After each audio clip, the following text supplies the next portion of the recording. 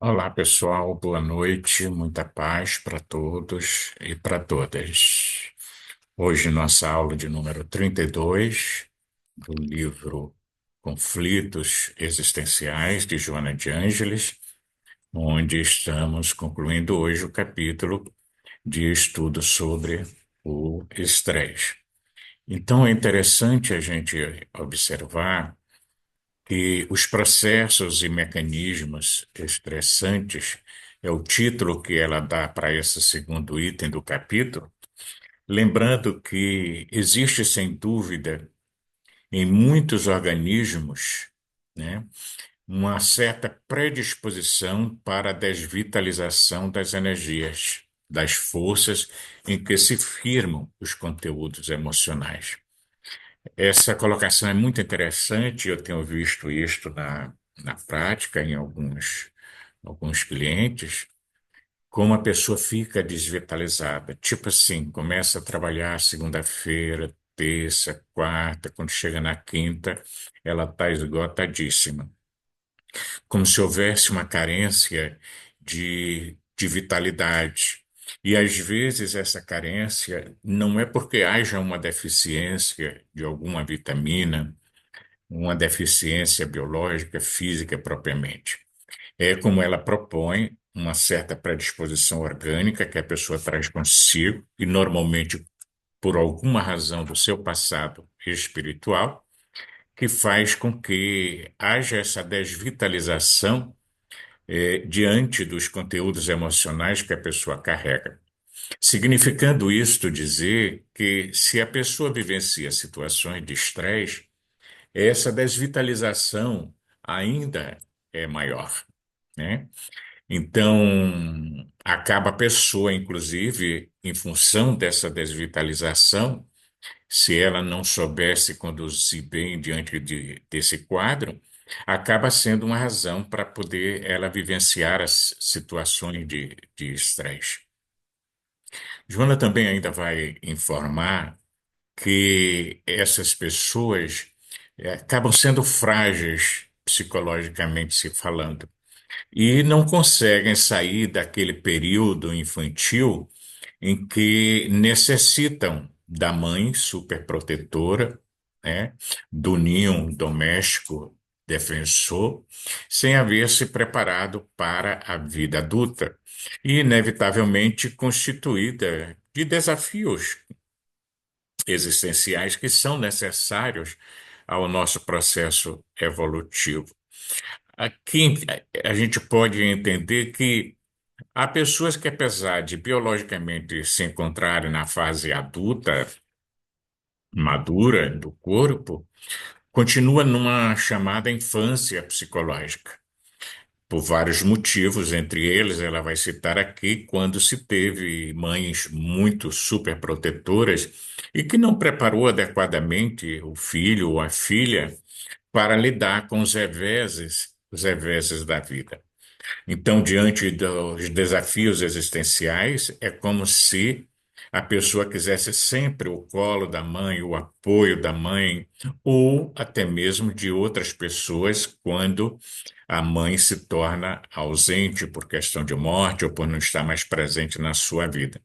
Então, são pessoas que se encontram desacostumadas, de uma certa forma, a assumir as suas responsabilidades ou que são dominadas por um excesso de escrúpulos, alguns deles, segundo ela, e que são, assim, autodenominados de pessoas muito perfeccionistas, né? Aí a gente vê uma das possíveis causas para o perfeccionismo, e que gostariam sempre de um mundo ideal, de um mundo melhor, que fosse por eles elaborados, no qual os acontecimentos obedecessem os padrões agradáveis, né?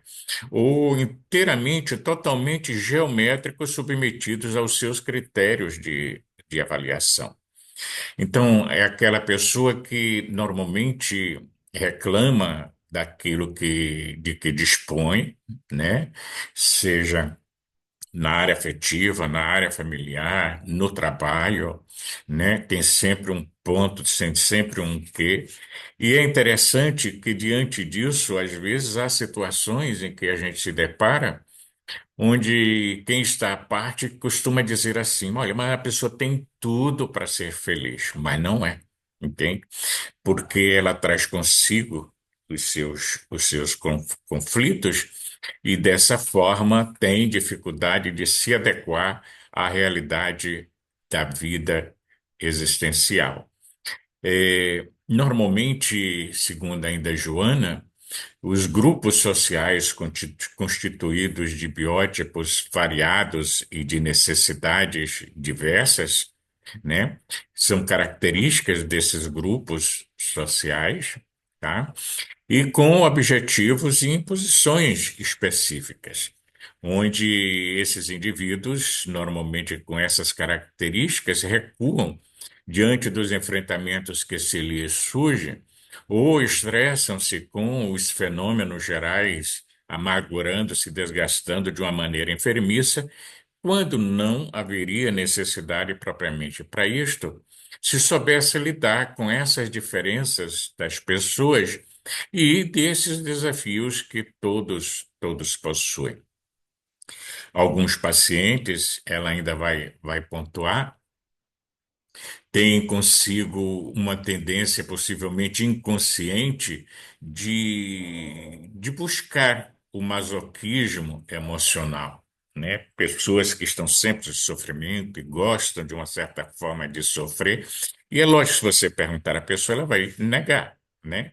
E normalmente são aquelas pessoas que acabam derrapando para a autocomiseração, para aquilo que a gente chama de vitimização, né?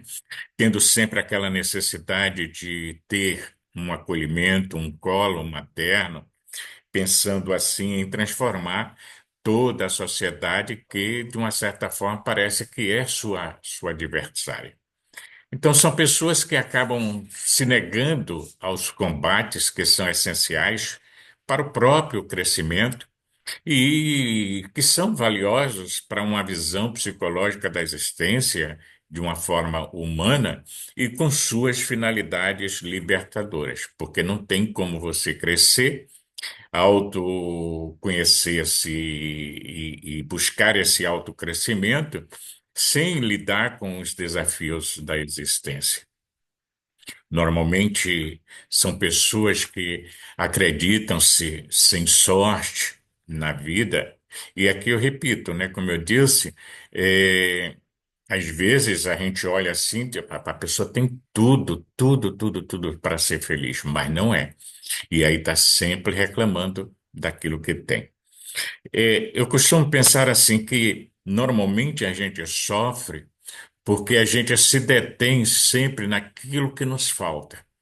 E esquecemos de olhar aquilo que nós possuímos e que às vezes até de uma certa forma nos sobra.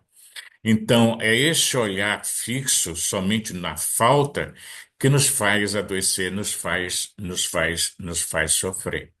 Então, essas pessoas acreditam-se sem sortes, que são marcadas quando têm uma visão espiritualista ou espírita por karmas dolorosos, e enquanto lamentam e mantêm, de uma certa forma, a ociosidade e a reclamação constante, mais se torna enfermo e mais se desestruturam emocionalmente, podendo, a partir daí, surgir situações outras mais complexas na área emocional e até mesmo na área mental.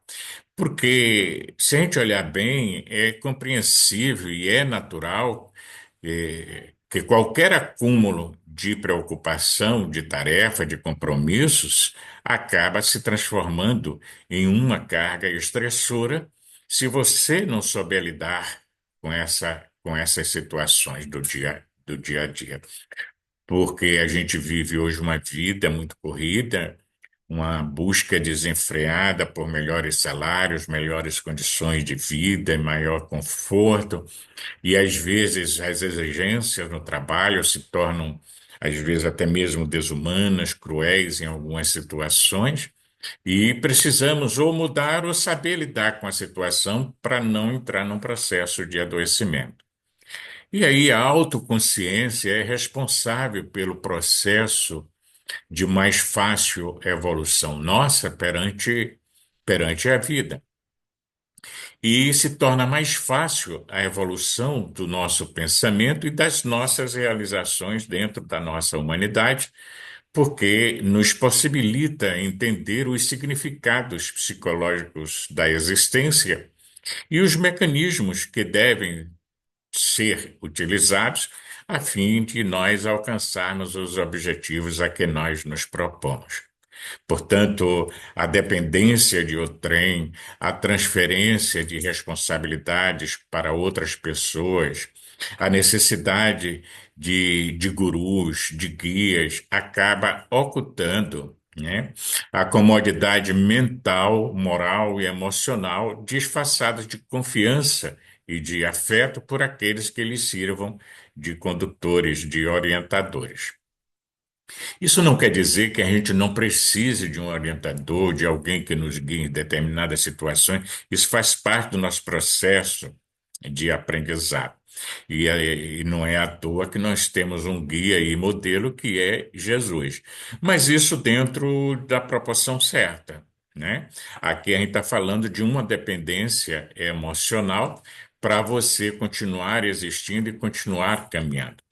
De tal forma que essa insegurança, essa forma de manipulação emocional, decorre, segundo Joana de Anjos, normalmente das nossas culpas, né, que trazemos desta vida ou de outras vidas, não importa, e de uma fuga, né, no passado, aos deveres que nos competiam e que não foram cumpridos devidamente, e que agora, em nova reencarnação, segundo ela, nós teremos que enfrentar as dificuldades para podermos incorporar novas conquistas evolutivas e a solução daquelas pendências que todos nós trazemos do passado espiritual, ou seja, das reencarnações transatas, como espíritos imortais que todos nós somos. E ninguém evolui sem esse processo individual e exclusivamente pessoal diante dos desafios existenciais. É importante uma rede de apoio, pessoas que nos assistam, que nos apoiem, mas a caminhada é solitária, né? Solitária não porque nós estejamos sozinhos diante das situações, é porque a experiência é exclusivamente nossa.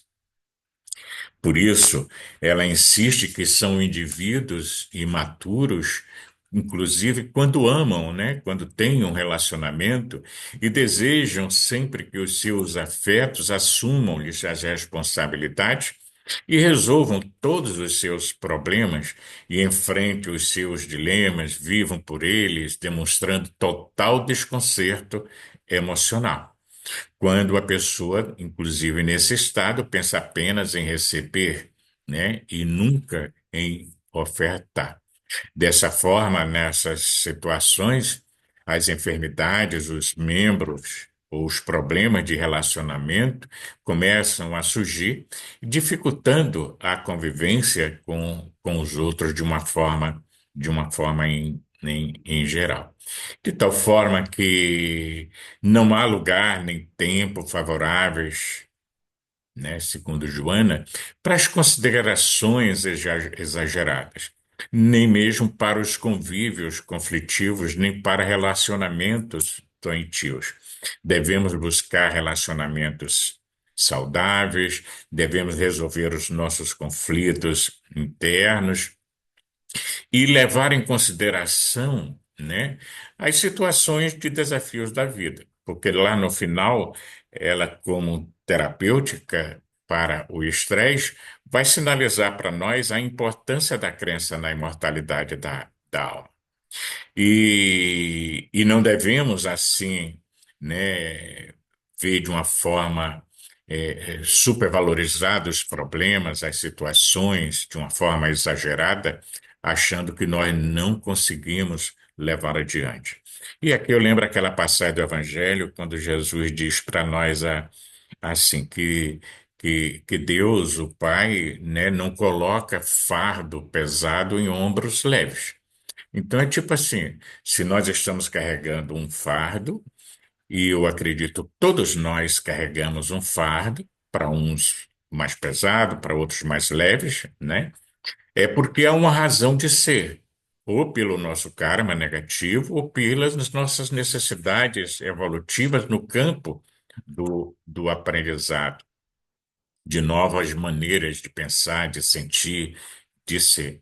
Isto porque todos os indivíduos são portadores de problemas, de dificuldades.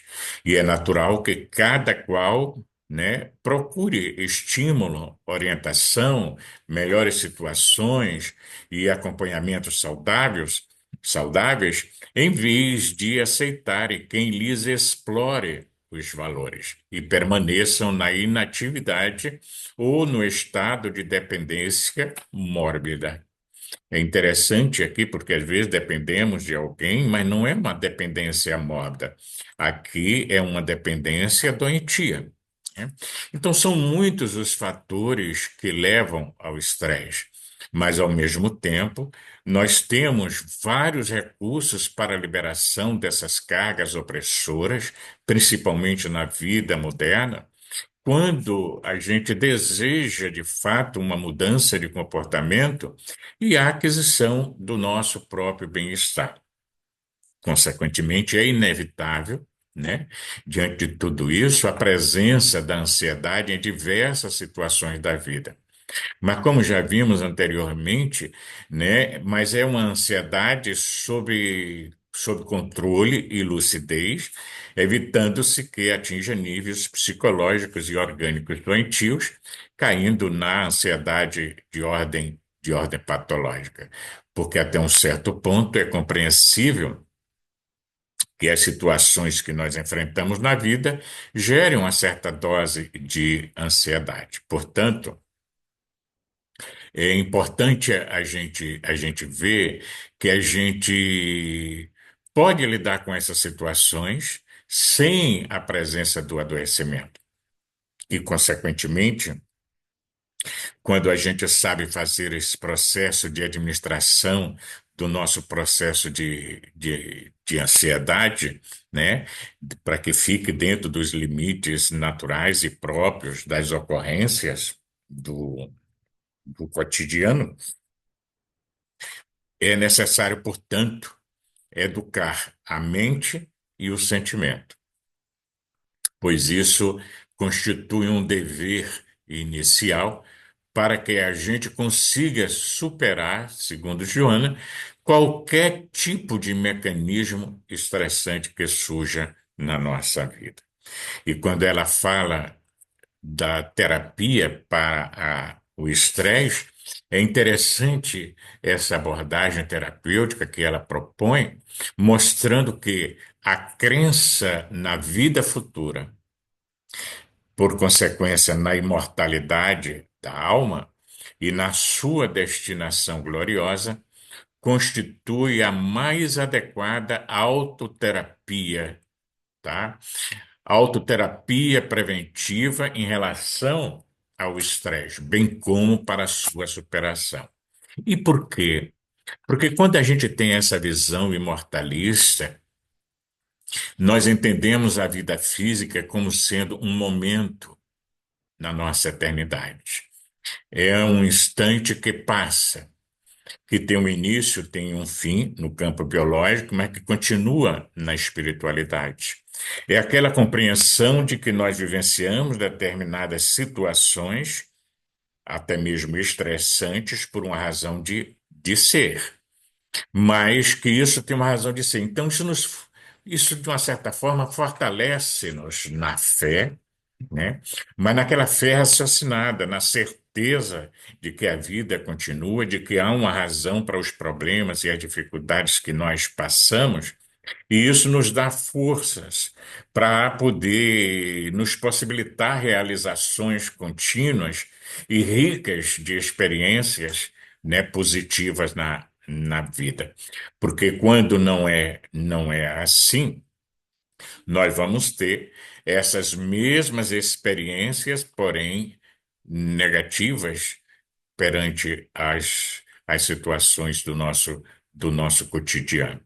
Então, a escolha para que essas experiências sejam negativas ou positivas vai depender muito dessa nossa percepção da vida. Mas se a gente tem uma percepção ou uma crença materialista, entendendo que tudo começa no nascimento e termina na morte biológica, né? Isso, de uma certa forma, dá uma certa força, um certo sentido para a existência do estresse na vida da pessoa, porque o tempo é curto e, com isso, o que é que ocorre? Dificulta uma melhor aceitação da sua realidade quando lidando com as dificuldades existenciais. Então vejam que a atitude aqui mental e emocional sugere quando da crença na imortalidade, na razão de ser das nossas dos nossos problemas existenciais, dos nossos desafios de forma mais intensa, tem um sentido, tem uma razão de ser. Então, a existência física, ela não é linear, né? Que se inicia no berço e termina no túmulo. Na verdade, nós entramos na vida sem sair da vida, né? E deixamos a vida biológica, continuando na vida em termos espirituais. Então, a nossa estadia aqui no corpo é para o cultivo de aprendizados, de evolução. E ninguém consegue atingir qualquer tipo de meta que estabeleça sem passar por acertos e desacertos, né? Por, por processos que são tidos como sucessos e outros que são tidos como fracasso. Porque aquilo que é visto como fracasso é uma experiência que não deu certo, que lhe abre as possibilidades para você continuar buscando aquilo que pode lhe proporcionar ser favorável e que venha a dar certo, né? Lembrando a persistência de Thomas Edison, quando descobre a lâmpada, quando o seu auxiliar lhe diz que já tinha tentado mais de 700 vezes e estava errado a forma. Não. Na verdade, nós sabemos 700 formas que não dão certo e continua procurando a forma certa até encontrar. E a ele devemos hoje a bênção da luz elétrica, né? E é desse modo que, ainda segundo a mentora, a fé no futuro acaba acalmando as nossas aflições momentâneas e sem o apoio do conformismo, né? Não é você, não, eu sofro porque o karma é isso mesmo e tal, e se acomoda, não. Você vai à luta, você faz uma movimentação para crescer, para melhorar, né? Porque aqui é o conformismo doentio, né? Que não é de forma nenhuma legal. Mas é aquele conformismo de você aceitar a sua realidade, como diz um autor brasileiro, beijar a sua realidade, animando-se de coragem para vencer os impositivos perturbadores da atualidade que porventura estejam presentes na sua existência. Consequentemente, essa postura impede a instalação da ansiedade doentia, em considerando-se a grandiosidade do tempo, sem o imediatismo da ilusão, ao mesmo tempo que enseja uma planificação de largo porte, sem os incômodos da angústia ou da própria precipitação. Não é você se acomodar, é isso mesmo e pronto, mas também não é o desespero achando que não tem mais tempo. É utilizar o bom senso, sabendo que, sendo um espírito eterno, numa reencarnação com seus desafios existenciais, tudo isso que nos acontece tem um tempo de validade. Portanto, as tensões, apesar de serem inevitáveis em razão do curso dos acontecimentos, né, que não pode ser detido, acaba sendo superada uma ocorrência, outra de repente aparece e a luta continua. A maneira como nós analisamos e aceitamos essas realidades é que faz toda a diferença. Daí porque, quando ocorrem as situações estressantes e que são, de uma certa forma, muito normais dentro da nossa existência, de imediato a gente busca fazer um processo de renovação de ideias, a mudança de realização de objetivo, a busca de um refúgio seguro, a busca da prece renovadora, que vai fortalecer as nossas energias psíquicas e emocionais, vitalizando o nosso corpo energético, vitalizando o nosso sistema físico e psicológico, que momentaneamente são afetados por aquele momento de estresse. Então, é uma questão de você buscar o repouso necessário quando se vê de braços dados com situações estressantes. Ela aponta também como terapêutica a musicoterapia, né?